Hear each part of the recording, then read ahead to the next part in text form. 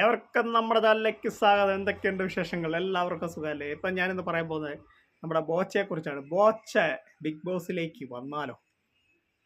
വരാൻ ഒരു 50% ഉണ്ട്. പക്ഷേ ബോച്ച വരുമോ ഇല്ലയോ എന്ന് അറിയത്തില്ല.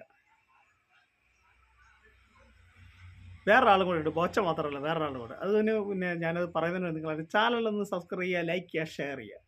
അപ്പം ബോച്ച മലയാളികളെല്ലാവരും ഒരുപാട് സഹായങ്ങളും ഒരുപാട് കോടീശ്വരനുമായ ഒരു വ്യക്തിയാണ്. എവിടെ പോയാലും ബോച്ചയാണ്. ഈയിടെ അദ്ദേഹം കുറച്ച് വിവാദങ്ങളിലൊക്കെ പെടുകയുണ്ടായി. അതേക്കുറിച്ച് ഞാൻ പറയുന്നില്ല, അത് ഒരുപാട് ന്യൂസിലൊക്കെ വന്നവരെ. ബോച്ച ബിഗ് ബോസ് വന്നിരിക്കുകയാണെങ്കിൽ വരുവാണെങ്കിൽ അത് വേറെ ലെവലായിരിക്കും. വേറെ ലെവൽ എന്ന് പറഞ്ഞാൽ ബിഗ് ബോസ് വേറെ ലെവലിലേക്ക് പോകും. പക്ഷെ അദ്ദേഹം വരുമോ ഇല്ലയോ എന്ന് അറിയത്തില്ല. ഇത്രയും കോടീശ്വരനായ മനുഷ്യൻ ബിഗ് ബോസിലേക്ക് വരുമോ ഇല്ലയോ ഒന്നും നമുക്കറിയത്തില്ല. പക്ഷെ ഒരു 50% വരും, വരാതെ ഇരിക്കാം എന്നുള്ള ഇതിലാണ്. 50-50 ആയിട്ട് നമുക്ക് നോക്കാം. ബോച്ച വന്നാൽ ബിഗ് ബോസിൽ അതൊരു വലിയ സംഭവമായിരിക്കും. ഇതുവരെ ബിഗ് ബോസ് ഇല്ലാത്തൊരു സംഭവമായിരിക്കും ബോച്ച ബിഗ് ബോസ് വന്നാൽ. അദ്ദേഹത്തിന് ഒരുപാട് ആരാധകരുണ്ട്. അദ്ദേഹം മറ്റുള്ളവരെ സഹായിക്കുന്ന വ്യക്തിയാണ്, നല്ലൊരു വ്യക്തിയാണ്. പിന്നെ ചില വിവാദങ്ങളിലൊക്കെ ചിലപ്പം ചെന്ന് ചാടും.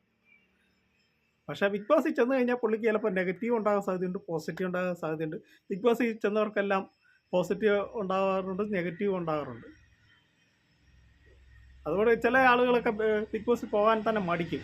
എങ്ങനെ ബിഗ് ബോസിൽ പോയാൽ നമുക്ക് ലൈഫിലൊക്കെ ബാധിക്കുമെന്ന് കുറേ പേരുടെ ലൈഫൊക്കെ ബാധിച്ചിട്ടുണ്ട്. അപ്പം അങ്ങനെ അതുകൊണ്ട് പേടിച്ചുകൊണ്ട് പല ആളും മാറി നിൽക്കും. പക്ഷേ ബോച്ച ചിലപ്പം ബോച്ച വിളിച്ചാൽ ചിലപ്പോൾ ബോച്ച വരും. പക്ഷേ ഇതേക്കുറിച്ച് നമുക്കൊന്നും അറിയത്തില്ല.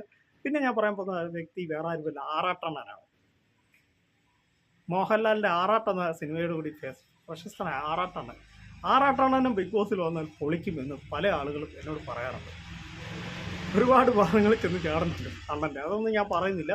പക്ഷെ അദ്ദേഹം ബിഗ് ബോസിൽ വരാൻ സാധ്യതയുണ്ട്. സാധ്യത ഇല്ലായ്മയൊന്നും തള്ളിക്കളയാൻ പറ്റത്തില്ല. പക്ഷേ ഒരുപാട് വിവാദങ്ങളിലൊക്കെ ഇങ്ങനെ വന്നുകൊണ്ടിരിക്കുന്നതുകൊണ്ട് പുള്ളിയും വരാനുള്ള സാധ്യതയുണ്ട്. അപ്പോൾ പല ആളുകളും എന്നോട് ചോദിച്ചു, ചേട്ടാ ബിഗ് ബോസിൽ ചിലപ്പോൾ ആറാട്ടെണ്ണം വന്നാൽ എങ്ങനെയായിരിക്കും? അപ്പോൾ ഞാനത് വീഡിയോ ആക്കി ഇട്ടെന്നേ ഉള്ളൂ. വേറെ ഒന്നല്ല, മോഹൻലാലിൻ്റെ ആറാട്ടം എന്ന സിനിമയോട് കൂടി സന്തോഷ് വർക്കി എന്ന ആറാട്ടണ്ണൻ പ്രശസ്തനായി. പിന്നെ തിയേറ്ററിൽ ഏത് സിനിമ ഇറങ്ങിയാലും പുതിയ റിവ്യൂ ചെയ്യുന്ന അണ്ണനാണ്. അണ്ണൻ ഒരുപാട് ഫാൻസും ഉണ്ട്, അതുപോലെ തന്നെ അണ്ണനെ വെറുക്കുന്നവരുമുണ്ട്.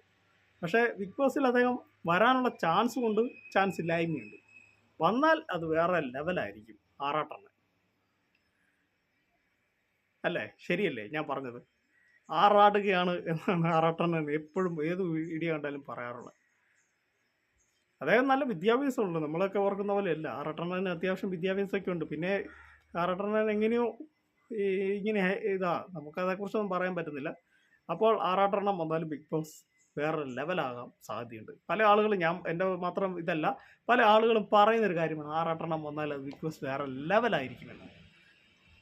അപ്പോൾ എൻ്റെ കൊച്ചു വീഡിയോ അവസാനിക്കണം. നിങ്ങൾക്ക് ഇഷ്ടമായി വീഡിയോ ലൈക്ക് ചെയ്യുക, ഷെയർ ചെയ്യുക, channel subscribe. Thank you, bye bye.